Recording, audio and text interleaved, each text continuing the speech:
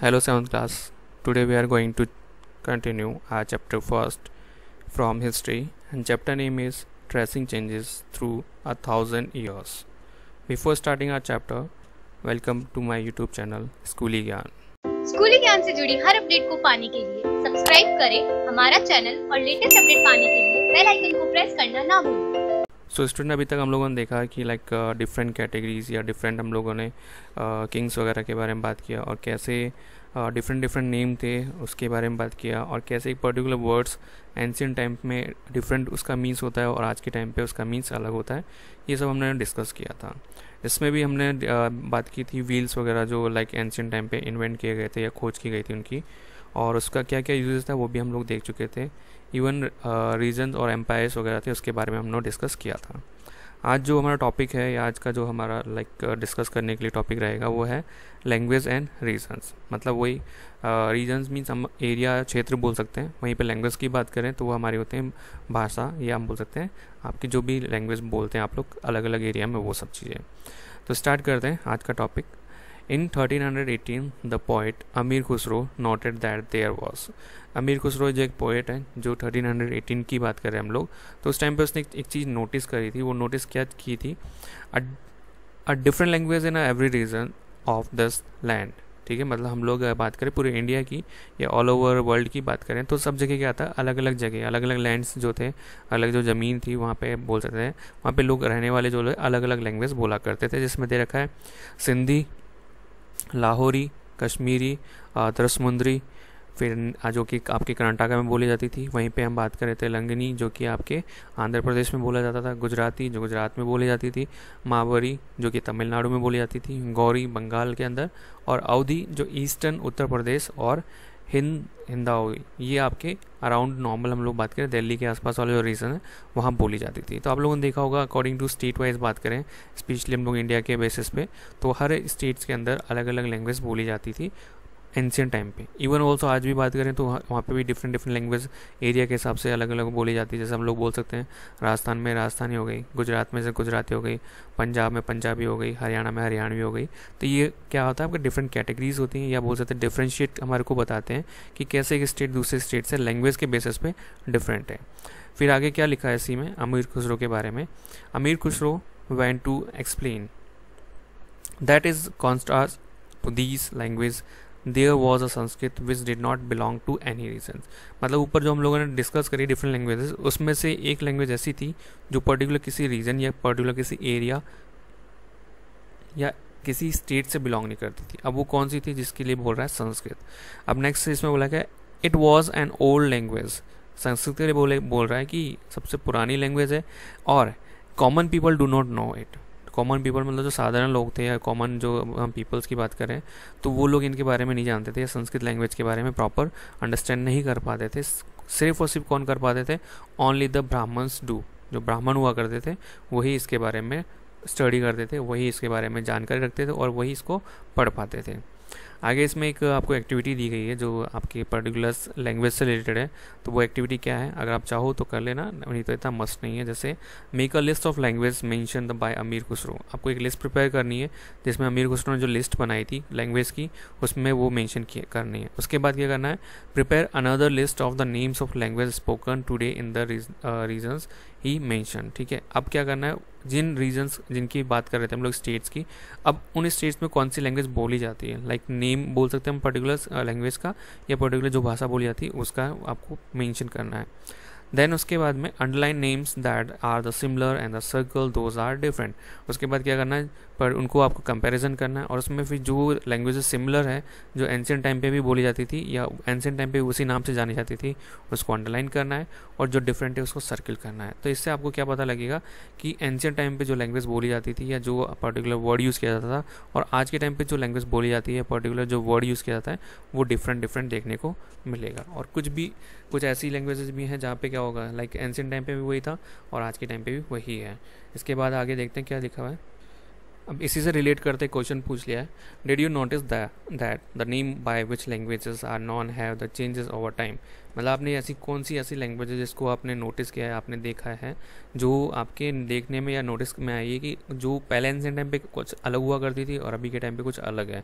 तो आप उसमें से आप चाहो तो आई एक्टिविटी कर लेना, जो कि लाइक आपको एक पर्टिकुलर डिनोट करेगी, एक डिफ्रेंशिएट बताएगी कैसे पहले एंशिएंट टाइम पे कौन सी लैंग्वेज बोली जाती थी और अब कौन सी लैंग्वेज बोली जाती है। या आप बोल सकते हैं उसी लैंग्वेज का जो है डिफरेंट नेम हम लोग यूज़ कर रहे हैं।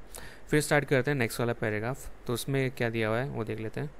ओके, तो आगे नेक्स्ट पैराग्राफ में दिया हुआ है कि by 700 many regions already possess distinct geographical dimension and their own language and culture characteristics. मतलब हम लोग बात करें तो अप्रॉक्स 700 रीजन्स के लिए बोला गया, मतलब लगभग 700 ऐसे क्षेत्रीय एरिया हैं जिनमें क्या है जियोग्राफिकल डायमेंशन की बात करें, मतलब लाइक भौगोलिक जो कंडीशंस हैं, सिचुएशन है, उनकी हिसाब से जो लैंग्वेज है उन्होंने खुद की लैंग्वेज डिसाइड कर रखी है। इवन ऑल्सो उन्होंने जो कल्चर है या कल्चरल जो एक्टिविटीज़ हैं उसको भी उन्होंने फिक्स कर रखा है। मैंने मतलब ये कि एरिया के हिसाब से उनकी लैंग्वेज और प्लस वहाँ का कल्चर क्या है उन्होंने फिक्स किया हुआ है कि वो एंशिएंट टाइम से जो यूज़ किए हुआ रहे थे वो अभी भी वही यूज़ कर रहे हैं। फिर नेक्स्ट है you will learn more about these in the chapter 9। मतलब लैंग्वेज से रिलेटेड बात करें, ये हमारा जो डिफ्रेंशिएट है ऑन बिहाफ ऑफ लैंग्वेज उसको हम लोग डिस्कस करेंगे 9 चैप्टर के अंदर, या जो 9 चैप्टर आएगा उसके अंदर।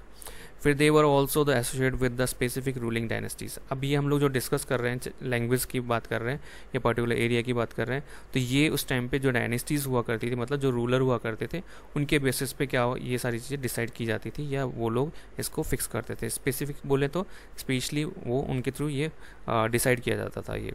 फिर दिया there was a considerable conflict between these states. अब इसके पर्टिकुलर लैंग्वेज अलग अलग होगी तो इसमें कोई ना कोई इसका माइनस पॉइंट या नेगेटिव पॉइंट देखने को मिलेगा।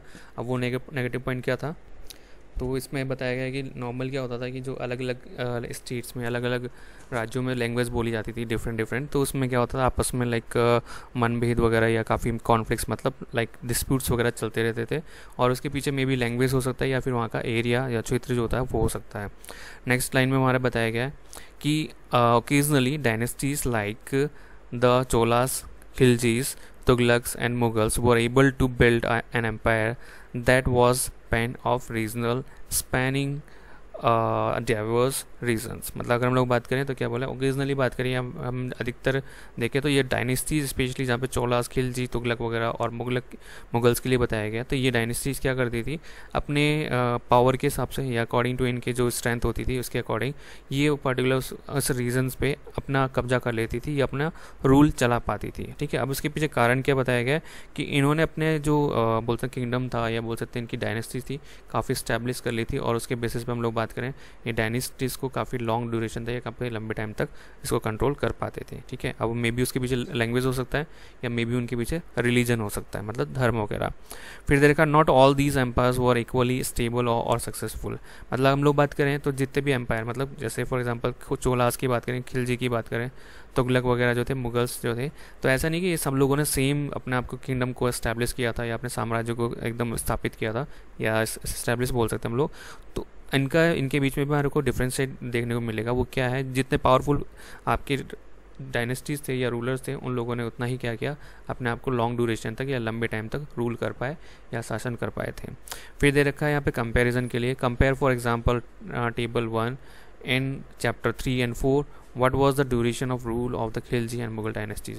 मतलब अगर हम लोग बात करें तो नॉर्मल हम लोग क्या देख सकते हैं, जैसे मान लो खिलजी और मुगल डायनेस्टी के लिए बोला गया तो नॉर्मल इसमें क्या है, अब चैप्टर 3 और 4 के अंदर देखेंगे तो उसमें पता लग जाएगा कि कितने टाइम तक खिलजी डायनेस्टी ने रूल किया और कितने टाइम तक मुगल डायनेस्टी ने रूल किया। तो इसी से हमारे को क्लियर हो जाता है कि पर्टिकुलर उन्होंने लैंग्वेज या रिलीजन या अपनी स्ट्रेंथ या अपनी ताकत के हिसाब से उन्होंने डिफरेंट एरिया के अंदर रूल किया था। सो आगे देखते हैं। When the Mughal empire decline in the 18th century, मतलब मुगल एम्पायर की बात करें तो 18वीं शताब्दी के अंदर 18th सेंचुरी के अंदर क्या होता, मुगल एम्पायर लगभग ख़त्म हो चुका था या बोल सकते हैं उसका वंश जो था लाइक एम्पायर जो था वो ऑलमोस्ट फिनिश हो गया था। फिर आगे क्या बोला है, इट लीड टू द रीएमर्स एंड ऑफ रीजनल स्टेट्स। ठीक है, मतलब उसके बाद जब ख़त्म होने के बाद उन्होंने क्या किया, जो पर्टिकुलर जो एरिया के हिसाब से या लैंग्वेज के हिसाब से उन्होंने क्या किया, वापस उसको रीएमर्स करने की कोशिश करी। अब रीएमर्स मतलब होता है क्या वो देख लो। ओके, रीएमर्स मतलब होता है कि वापस क्या करना, रीबिल्ड कर देना या खुद को वापस स्टैब्लिश करना, जो कि हम चैप्टर 10th के अंदर पढ़ेंगे। आगे दे रखा but Years of imperial pan regional rule had altered the character of the regions. अब इसमें अगर हम लोग बात करें इसके पर्टिकुलर जो भी यहाँ पे कारण बताए गए या रीज़न जो बताया गया उसके अंदर, तो उसमें बताया गया कुछ पर्टिकुलर एरिया या हम लोग बोल सकते हैं इनके क्षेत्र के हिसाब से था, वो सब चीज़ें चेंजेस हुई, बदलाव हुई। अब वो किस बेसिस पे हुई वो हम लोग देख लेते हैं। इसमें बताया गया कि अगर हम लोग बात करें, यहाँ पे देखा पैन ऑफ रीजनल, तो इसका मीन्स होता है पैन ऑफ रीजनल का पर्टिकुलर। इसमें एक टाइम पीरियड होता है, एक समय होता है जिसमें उन्होंने क्या किया था, रूल किया था। जैसे फॉर एग्जांपल के लिए कि मुग़ल से उन्होंने रूल किया, एक बेसिक या रफ आइडिया ले लेते हैं कि 1900 से स्टार्ट किया और 1920 तक इन्होंने मतलब 20 साल रूल किया। तो ये क्या हो गया, पान ऑफ रीजनल हो गया। तो उन्होंने जो पर्टिकुलर पूरे साल भर ये इतने टाइम ड्यूरेशन तक इन्होंने रूल किया था, उसके बेसिस पे हम लोग बोल सकते हैं कि इनका जो शासन था, इनका जो रूल था वो कंटिन्यूस इन्होंने चलाया, या बोल सकते हैं इन्होंने कंटिन्यूस इसको कैप्ट करके रखा। फिर है across most of the subcontinent the regions were left with the legacies of big and small states that had rule over them. मतलब हम लोग बात करें तो क्या बोला गया इसके अकॉर्डिंग कि जो हमारी लाइन है उसके हिसाब से, तो इस पूरी लाइन में बताया गया कि अगर हम लोग इस मुग़ल डायनेस्टी की बात करें, चाहे आपकी खिलजी डायनेस्टी की बात करें, चाहे तुगलक डायनेस्टीज़ की बात करें, तो इन लोगों ने हमारे जो ऑलमोस्ट जितने बड़े एरिया हैं, छोटे छोटे स्टेट्स हैं या बड़े स्टेट्स हैं, सब जगह उन्होंने रूल किया। अब जब वो उनकी डायनेस्टीज ख़त्म हो गई या उनका जो वंश ख़त्म हो गया, या हम बोल सकते हैं पर्टिकुलर उनका जो टाइम पीरियड ख़त्म हुआ, तो बाद में जो उनके से रिलेटेड जो भी थिंग्स थी या बोल सकते हैं जो भी ट्रेडिशनल थे या जो भी उनसे रूल रेगुलेशन थे, वो वहाँ पे बाद में भी फॉलो किए जा रहे थे, या वहाँ पे वो कहते हैं ना लास्ट में लेफ्ट हो गए थे, मतलब वहाँ पे रिमेनिंग बच गए थे। तो ये किस लिए बताया गया, क्योंकि नॉर्मल थिंग क्या होती है, जब भी कोई रूल करता है या कोई राजा कहीं पे शासन करता है, तो लास्ट में जो भी लाइक वहाँ की जो प्रजा होती है या वहाँ के जो पीपल्स होते हैं उसे वो उस टाइम तक फॉलो करते हैं जब तक वो मर जाता है, उसके बाद भी, या फिर उनका बोलते हैं रूल खत्म हो जाता है, उसके बाद भी उसे रूल किया जाता है। आगे बोला गया है this was apparent in the emergence of many distinct and share tradition. ठीक है, मतलब अगर हम लोग इसके बेसिस पे बात करें, जैसे हम बोल रहे थे कि आफ्टर जो है रूलर जो है, मतलब राजा के मर जाने के बाद भी उसे लोग क्या करते हैं, उसके अकॉर्डिंग उसे क्या बोलते हैं यूज़ करते हैं या उसे फॉलो किया जाता है। उसी के हिसाब से बोला गया है कि अगर हम लोग इसके बारे में डिस्कस करें तो उनकी जो परंपराएं थी, मतलब जो उनके ट्रेडिशनल थी, वो लगातार इन एरिया में या इन पर्टिकुलर क्षेत्र के अंदर क्या कहती उभरती जा रही थी। ठीक है, उभरने का मतलब कि ये काफ़ी ज़्यादा डेवलप होती जा रही थी। ठीक है, अब वो क्यों था, बिकॉज उनको पता था कि ये जो चीज़ें जो फॉलो कर रहे हैं, उनके थ्रू जो चीज़ें अप्लाई की जा रही है वो उनके लिए इंपॉर्टेंट है। ठीक है, इसके साथ साथ बोला गया इसमें कंटिन्यूसली हम लोग बात करें वो कौन कौन सी थिंग थी जो लाइक उस टाइम पे काफ़ी डेवलपमेंट हो रहा था। जैसे देखा इन द रिलीम्स ऑफ गवर्नेंस, ठीक है, मतलब जो उनके रूल्स रेगुलेशन या गवर्नमेंट चलाने का तरीका था वो, and the management of the economy मतलब जो आर्थिक व्यवस्था उन लोगों ने डिसाइड की गई थी, लाइक इस तरीके से ट्रेडिंग होगी, इस तरीके से पर्टिकुलर इम्पोर्ट एक्सपोर्ट होगा, वो सारी चीज़ें। फिर देखा एलाइट कल्चर्स। ठीक है, एलाइट कल्चर्स में हमारे बात करें जो भी उस टाइम पे संस्कृति वगैरह हुआ करती थी, वो सारी फोकस इसमें की गई है। And language. ठीक है, तो ये सब चीज़ें क्या थी उस टाइम पे, एक पर्टिकुलर स्टेट की बात करें, चाहे छोटा हो स्टेट हो या बड़ा स्टेट हो, डजेंट मैटर, वहाँ पे क्या था, राजा रूल करता था, उसके बाद भी वो चीज़ें वहाँ पे कंटिन्यूसली अप्लाई की जाती थी जो कि स्टार्टिंग में की गई थी उस राजा के थ्रू। फिर नेक्स्ट दे रखा है through the 1000 years between the 700 to 1750 the character of the different region did not grow in isolation. मतलब अगर हम लोग बात करें पर्टिकुलर 1000 ईयर मतलब हज़ारों साल पहले की, तो इसमें क्या बोला गया कि 700 से लेकर 1750 के बीच में, ठीक है, मतलब एक तरह से लगभग हज़ारों सालों की बात हो गई। तो इसमें जो इनके बीच में चेंजेस आए, मतलब एक पर्टिकुलर जो इनके बाद बदलाव आए, वो क्या हो गए, एक दूसरे से अलग अलग हो गए। ठीक है, जिसको हम लोग बोल सकते हैं आइसोलेट वगैरह हो गए। ठीक है, अब वो किस बेसिस पे हुए, और मे भी हो सकता है कि हज़ारों सालों से कुछ बदलाव जो चाहिए था वो चेंजेस हुए उसके कारण, या मे भी हो सकता है जो चेंजेस आए हैं वो उसका डिमांड हो, मतलब उस एरिया की बोलते हैं ना लाइक रिक्वायरमेंट हो। तो ये सब चीज़ें इसके अकॉर्डिंग उनमें चेंजेस या बदलाव देखने को मिले।